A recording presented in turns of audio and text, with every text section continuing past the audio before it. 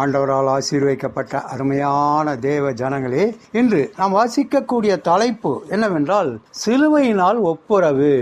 பகையை சிலுவையினால் கொன்று அதனாலே இருதரத்தாரையும் ஒரே சரீரமாக தேவனுக்கு ஒப்புரவாக்கினார். எபேசியர் 2:16 கம்யூனிச தேசங்களுக்கும் அமெரிக்க தேசத்திற்கும் இடையே பனிப்போர் நடந்து கொண்டிருந்த காலம் அது ஆகும்.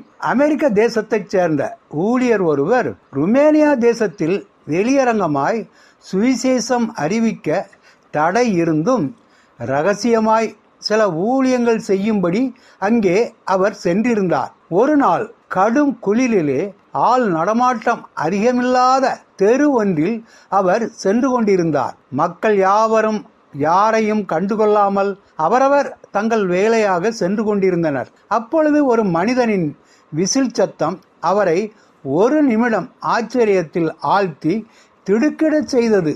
ஏனெனில் அவர் பரிகாரியான இயேசு என்ற பாமாலையை பாடலை விசிலடித்தபடி அந்த மனிதன் சென்று கொண்டிருந்தார். கிறிஸ்துவை மறுதலிக்கும் தேசத்தில் இப்படி ஒரு நபரா என மகிழ்ச்சி அடைந்து அந்த மனிதனுக்கு பின்பாக இந்த ஊழியரும் பின்தொடர்ந்தார். யாராவது பார்த்துவிட்டால் பிரச்சனை வரலாம் என்பதால் சிறிது தூரம் அமைதியாய் சென்ற அவர் பின் அந்த பாட்டை இவரும் விசிலடிக்க ஆரம்பித்தார். அந்த பாட்டை கேட்டவுடன் அந்த ருமேனியா பிரகாசமுள்ள முகத்தோடு திரும்பி வந்து ஊழியரை கட்டி பிடித்து கொண்டு தனது தாய்மொழியில் ஏதேதோ சொல்ல ஆரம்பித்தார். அந்த ருமேனியர் சிறிது நேரத்தில் தனது மொழி அவருக்கு புரியவில்லை என்பதை அறிந்து தனது இருதயத்தின் மேல் கைகளை வைத்து கொண்டார். பின் கைகளை வானத்திற்கு நேராய் உயர்த்தினார்.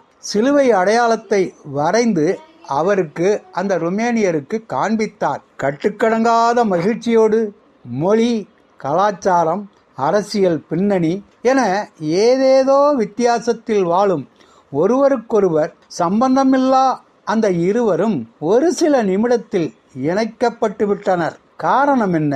கிறிஸ்துவின் இரட்சிப்பின் சந்தோஷமே ஆகும். நம்முடைய ஆண்டவராகிய இயேசு கிறிஸ்துவின் சிலுவை மரணம் மற்றும் உயிர்த்தெழுதலின் மூலம் இரண்டு பெரிய பிளவுகள் சரி செய்யப்பட்டன.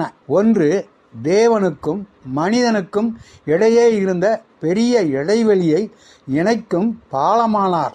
இரண்டு, உலகில் உள்ள ஒவ்வொரு தனி மனிதனுக்கும் இடையேயுள்ள இடைவெளியையும் சரிப்படுத்தினார். அன்புள்ள தேவனே, எல்லா காலங்களிலும் அனைவரையும் நாங்கள் நேசிக்க உதவும் என்று நமது ஆண்டவரை நோக்கி நாம் ஜெபிக்கலாமா?